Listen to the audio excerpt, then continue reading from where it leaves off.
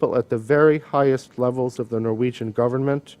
He caved in, and under the auspices of the Norwegian government, in a Norwegian government building, with members of the Norwegian cabinet looking on in satisfaction, he apologized to a room full of imams for having exercised what he had mistakenly thought was his inalienable right to publish what he wished. In the wake of their shameless, craven response to the Danish cartoons, the Western media and Western leaders have only grown increasingly willing to trim fundamental freedoms to placate jihadists. Again, this is not and should not be seen as a matter of left and right.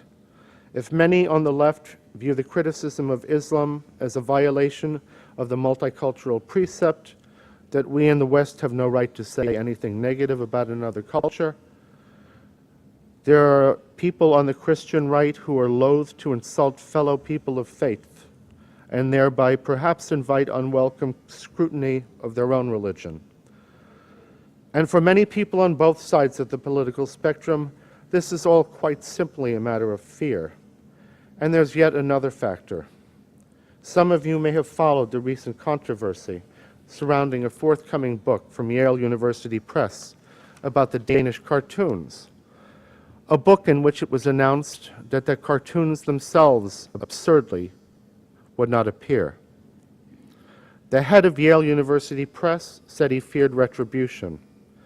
Others have pointed to evidence strongly suggesting that the decision not to include the cartoons in the book came from the very highest levels at that university and had something to do with the Yale administration's concern about offending Saudi Arabian princes with deep pockets. The powerful impact of Saudi money in the West has already made itself clear. Countless mosques and madrasas in Europe would not exist if not for Saudi money.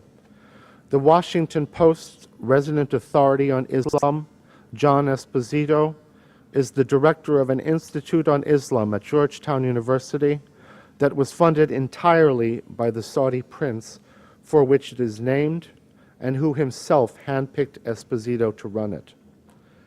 It is one of the most grotesque aspects of the present conflict that even as George W. Bush sent soldiers to put their lives on the line to fight armed jihad, he continued to be extremely friendly with Saudi leaders who fund schools and mosques and institutions in the West that teach and preach jihad and that give it not only material but moral support.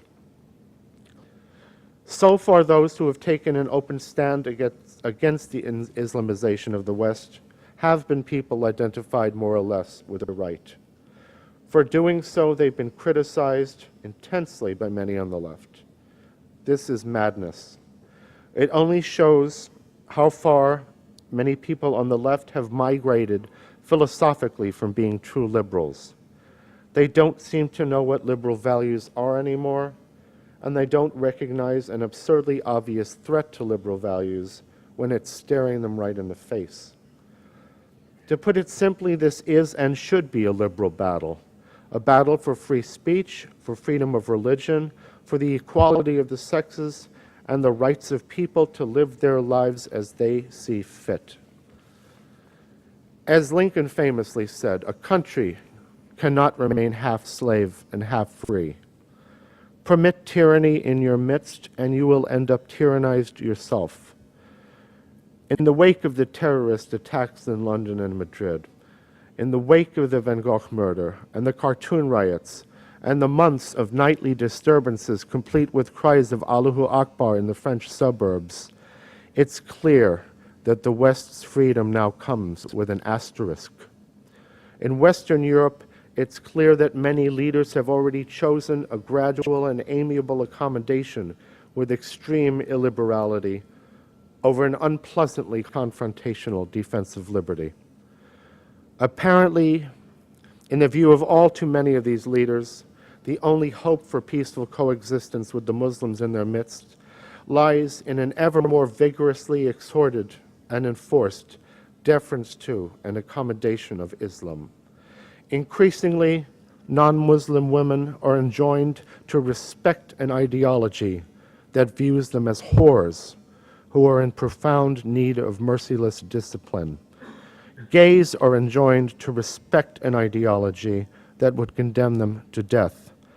Free people are enjoined to respect an ideology that in larger and smaller ways is already stripping them of their freedom. When I first moved to Europe, the challenge to freedom was still relatively invisible. As I've said, you had to veer away from the tourist centers to begin to get the real picture. No more.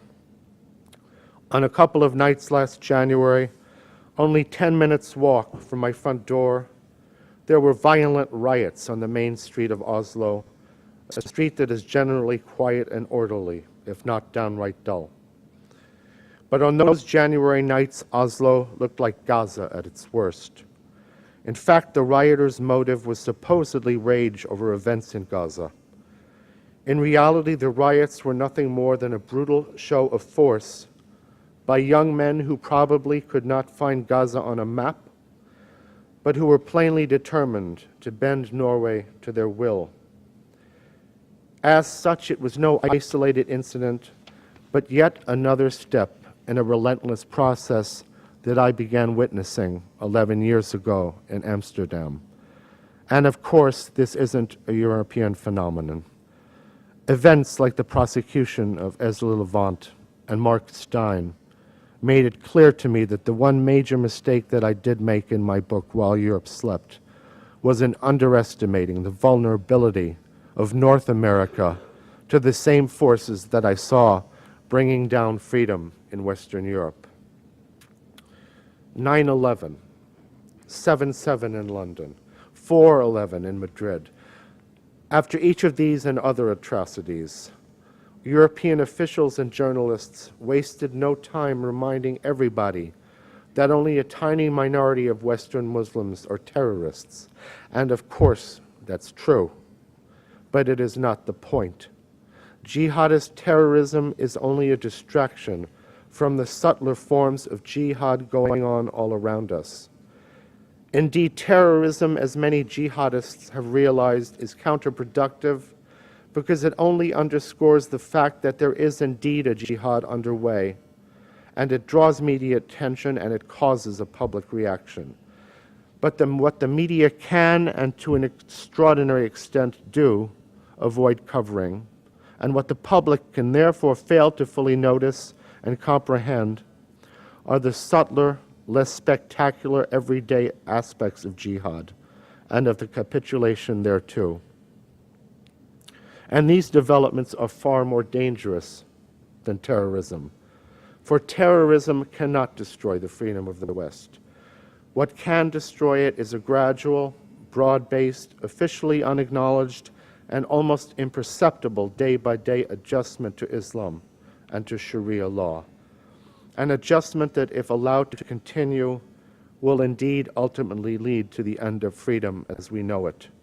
This is the silent jihad and the silent surrender, and we're living right in the midst of it.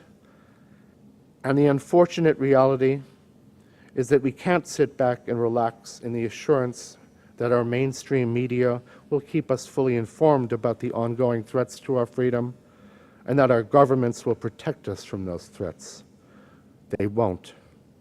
If we cherish our freedom, we have to keep our eyes open and our ears open, and not be afraid to speak honestly, openly, and boldly to our friends as well as to our political leaders about what we see and hear and how we feel about it. Thank you.